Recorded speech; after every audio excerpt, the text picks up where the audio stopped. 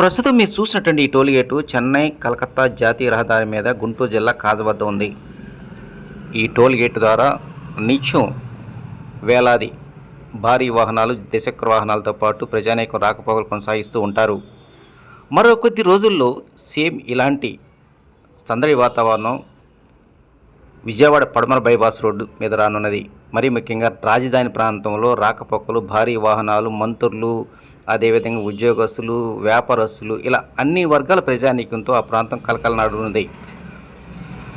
రాష్ట్ర ప్రభుత్వం ఇటీవల కాలంలో గుంటూరు జిల్లా కాజ దగ్గర నుంచి గొల్లపూడి వరకు నిర్మాణం జరుగుతున్న పడమర బైపాస్ రోడ్డు పనుల విషయంలో మాత్రం అతి వేగంగా చేపట్టాలని హైవే అధికారులు ఆదేశాలు జారీ చేసిన నేపథ్యంలో గతం కంటే మిన్నగా ఇటీవల కాలంలో ఈ ప్రాంతంలో పనులు వాయువేగంతో జరుగుతున్నాయి. నిన్నటి చూసినటువంటి దృశ్యం ఈరోజు కనిపించటం లేదు. శరవేగంగా పగలు రాత్రి తేడా లేకుండా ఈ నిర్మాణ పనులు చేపడుతూ ఉన్నారు. గుంటూరు జిల్లా కాజ దగ్గర నుంచి కృష్ణా జిల్లా చిన్న అవుటపల్లి వరకు దాదాపు 47.88 కిలోమీటర్ల మేర నిర్మాణం జరుగుతున్న దానిలో ఇప్పటికే 30 కిలోమీటర్ల మేర గొల్లపూడి దగ్గర నుంచి చిన్న అవుటపల్లి వరకు నిర్మాణాలు పూర్తయిపోయాయి.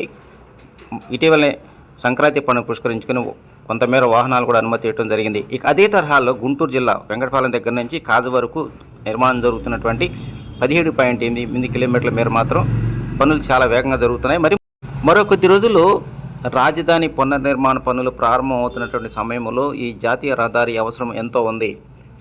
సామాగ్రితో పాటు వాహనాలు రాకపోకలు కొనసాగించాలంటే రాజధాని ప్రాంతంలో రెడీగా ఉన్నటువంటి ఏకైక మార్గం ఈ జాతీయ రహదారి అని చెప్పాలి.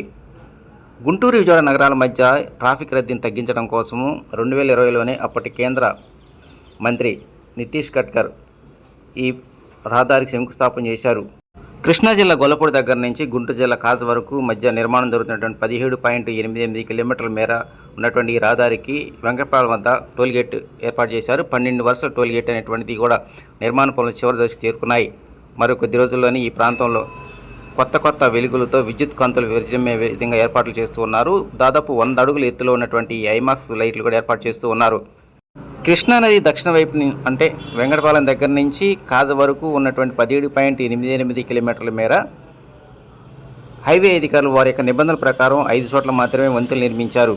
అయితే ప్రజలు రాకపోకలు కావచ్చు, వాహనాలు కావచ్చు ఇబ్బంది కలుగుతుందనేటువంటి కారణంతో మరో 5 చోట్ల కూడా తక్షణమే వంతులు నిర్మించాలని కూటమి ప్రభుత్వం వచ్చిన తర్వాత హైవే అధికారులు ఆదేశాలు జారీ చేశారు. రాష్ట్ర ప్రభుత్వం ఆదేశాల మేరకు మరో 5 చోట్ల కూడా ఈ వంతుల నిర్మాణం చేపట్టడానికి హైవే అధికారులు రంగం సిద్ధం చేస్తూ ఉన్నారు.